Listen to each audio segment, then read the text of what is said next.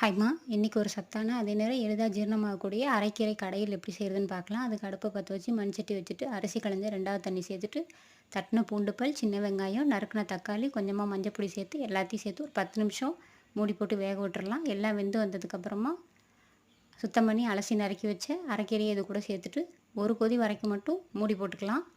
ஒரு கொதி வந்தோடனே மூடி எடுத்துட்டு இதெல்லாம் நல்லா வெந்து வர வரைக்கும் வேக விட்டுறலாம்.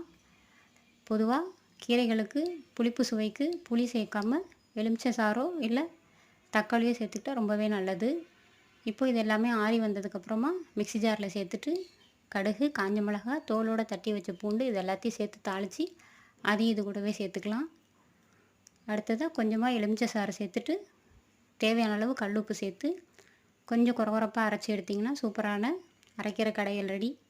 நீங்களும் ட்ரை பண்ணி பார்த்துட்டு எப்படி இருந்துன்னு சொல்லுங்கள். வீடியோ பிடிச்சா லைக் பண்ணுங்கள், ஷேர் பண்ணுங்கள், கமெண்ட் பண்ணுங்கள். மறக்காமல் நம்ம சேனலை சப்ஸ்கிரைப் பண்ணுங்கள். தேங்க்யூ.